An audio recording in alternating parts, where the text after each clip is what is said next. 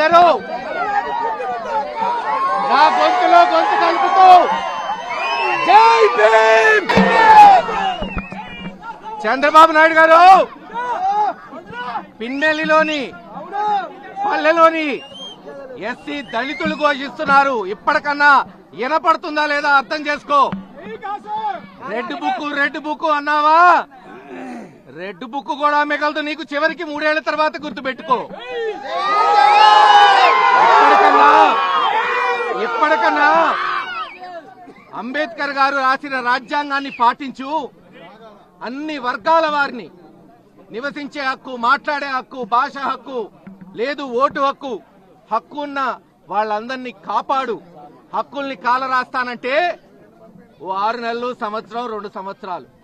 ఆ తర్వాత ఇదిగో ఇక్కడే ఉంది కృష్ణానదిలో నిన్ను కలిపేస్తారు ఆంధ్ర రాష్ట్ర ప్రజలని తెలియజేసుకుంటూ సాల్మన్ గారి కుటుంబానికి అన్ని విధాలుగా కూడా జగన్మోహన్ రెడ్డి గారి నాయకత్వంలో మా నాయకులందరూ అండదండలుగా ఉంటాం.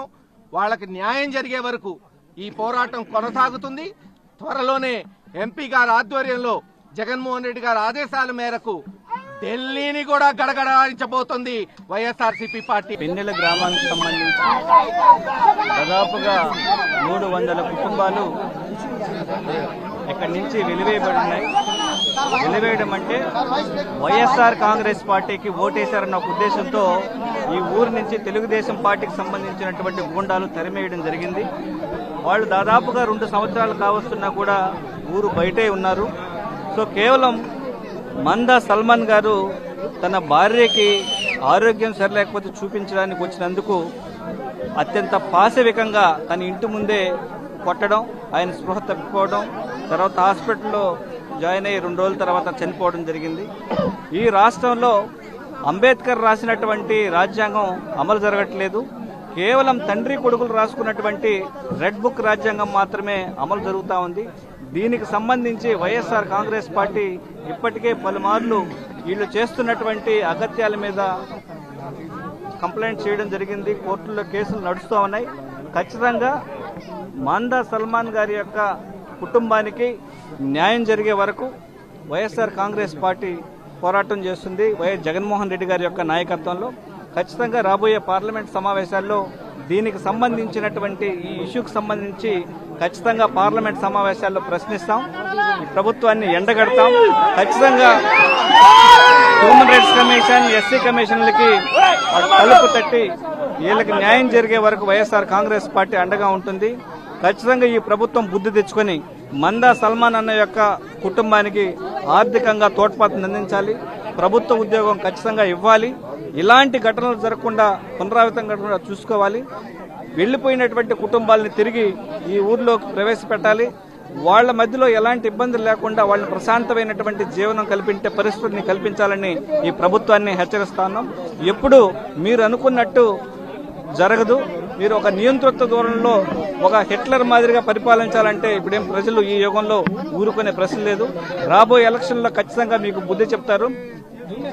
ఈ విషయం మీద మందా సల్మాన్ గారి యొక్క ఇష్యూ మీద ఢిల్లీలో ధర్నా గాని, అలాగే పార్లమెంటరీ పార్టీ తరఫు నుంచి, అలాగే మా ఎస్సీ సోదరులు, మా ఎస్సీ సంబంధించినటువంటి వింగ్ తరఫున ఎస్సీ నాయకులందరం పోయి ఖచ్చితంగా ఢిల్లీలో అన్ని పార్టీలకి వీళ్ళు చేస్తుండే అఘాయిత్యాలని వైఎస్ఆర్ కాంగ్రెస్ పార్టీ ఎస్ఎస్ఎల్ నుంచి సుధాకర్ అన్న, నాగార్జున, ప్రభాకర్ అన్న అందరం కలిసి గట్టితంగా ఎస్సీల తరపు నుంచి పోరాడి న్యాయం జరిగే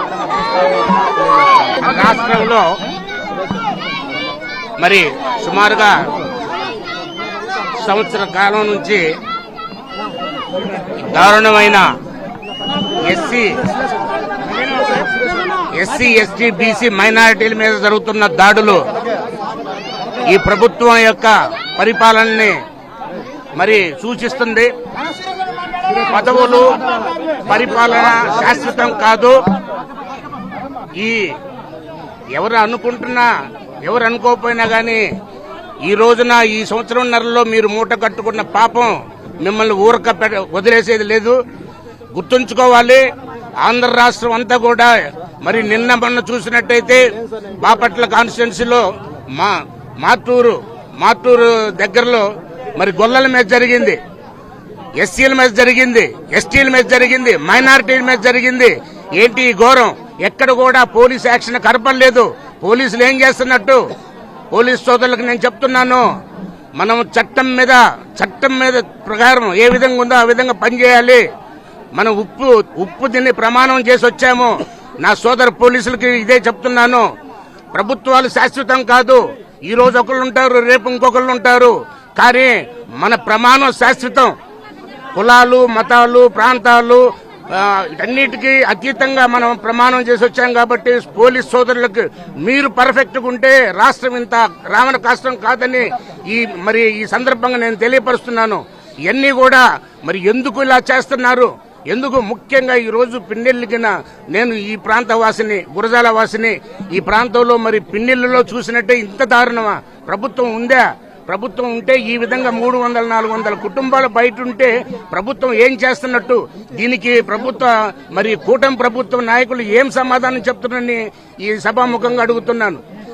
కాబట్టి గుర్తుంచుకోవాలి, ఇంకా కేవలం 2 మహా ఉంటే 2 సంవత్సరాలు ఉంటారు. ఆ తర్వాత ఇది తిరగబడిందంటే ఎవరు ఆపలేరు. కాబట్టి గుర్తుంచుకోవాలి. ఈ సందర్భంగా నా సోదరులు ఎస్సీ, ఎస్టీ, బీసీ, మైనారిటీలు మీరు కొట్టుకొని మీరు రోడ్డున పడొద్దు. చచ్చేది మీరే, చంపేది మీరే. చచ్చిన వాళ్ళ కుటుంబాలు రోడ్డు మీదకి వస్తున్నాయి. చంపిన వాళ్ళ కుటుంబాలు వాళ్ళు జైల్లో కూర్చున్నారు. వాళ్ళ కుటుంబాలు రోడ్డు మీదకి వస్తున్నాయి. ఇది గుర్తెరక్క మన ఇష్టం వచ్చినట్టుగా మనల్ని వాడుకుంటున్నారు. నేను రాష్ట్రంలో ఉన్న అందరూ బీసీ, ఎస్సీ, మైనారిటీలు అందరూ చెప్తున్నాను, ఎక్కడన్నా చూడండి. నువ్వు రాయలసీమ తీసుకో, పల్నాడు తీసుకో, ఎక్కడన్నా తీసేసుకోండి. ఎవరైనా ఉన్నత వర్గాల నుంచి పోయారా? ఎవరైనా ఫ్యాక్షనిస్ట్ అంటే ఎవరైనా పోయారా? కాబట్టి గుర్తుంచుకోండి, మీరు కొట్టుకోవద్దు.